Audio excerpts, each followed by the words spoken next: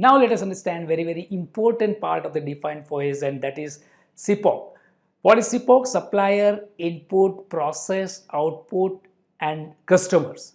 How SIPOC will actually divide your entire process on which you are going to work as the Six Sigma project or Lean project into the activities, and by working on those activities, by improving those activities, you can improve upon your process.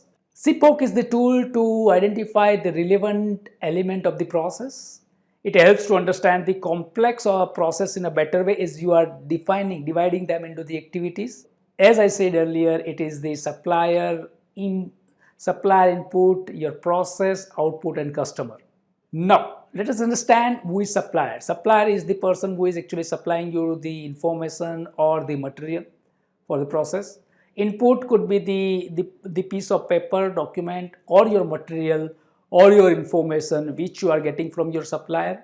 Process is how you are actually performing series of activity to make it, to add value into it and make it purposeful for your customer. And output is what you are getting after the working on those activities in that particular process to pass it on to the next process or to the customer.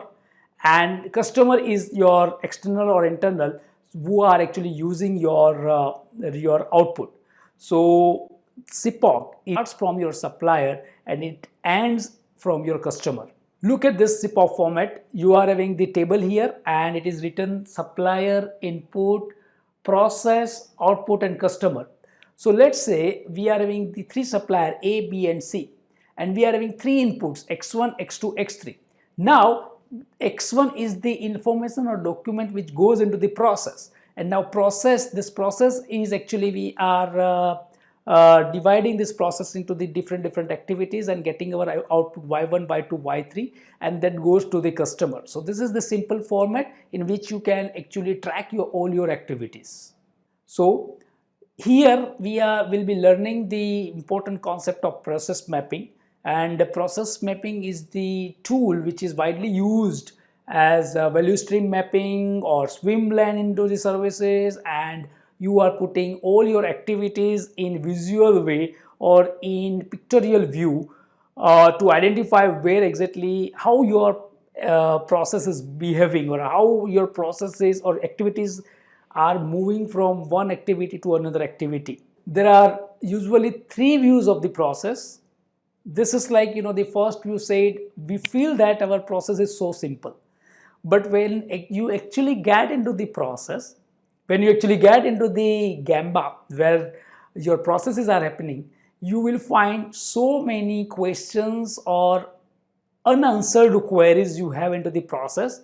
And you can see the picture number 2 here that creates your process as the more complex process by adding number of activities.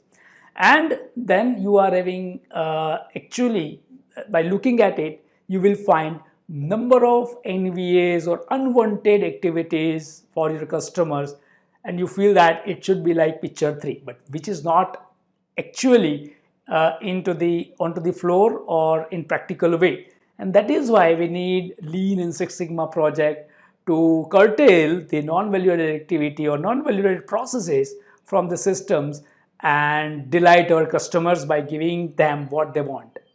This is the example of swim lane chart, and swim lane charts are widely used in service industry.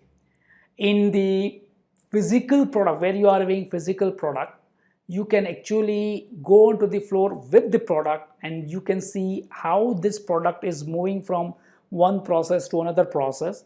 You can put them into the picture with reference to the process which you are doing. But in service industry, you are not the product. Information is moving from one person to another person. So this is, let's say, the publication process. And if you see that the customer is having the request, for the publication, it is coming in form of information to the printing department to print something on it. Then the printing process is happening, and then it goes to the packaging department. The printed material is getting packed there, and then it goes to the quality assurance department. they are actually checking the defects or spelling checks or grammatical errors in the QA department. Once it is ready to distribution, it is again going to for the order fulfillment and shipping department, and from there the order is being received by the customer. If you see this entire process, there are number of people and number of processes are involved. If you see, certain back arrows are also going. Let's say if it is not completed for the distribution, then again you are checking with the printing process. It looks simple, but when you actually get into the process, you will be finding that some of the activities are not required and you can remove from the process, and there where we need Lean and Six Sigma approach to work out what are the standard process mapping symbols, and these symbols are available in Microsoft or Visios or iGraphs or Six Sigma Flow, and you can use these are the symbols you can use for your process mapping also. So rectangle is known the activity or process which you are doing. Diamond is for the questions. When you are asking some questions in yes or no, you're using the diamond symbol. Arrow is the transportation or connection of the direction in which way your information or product is moving.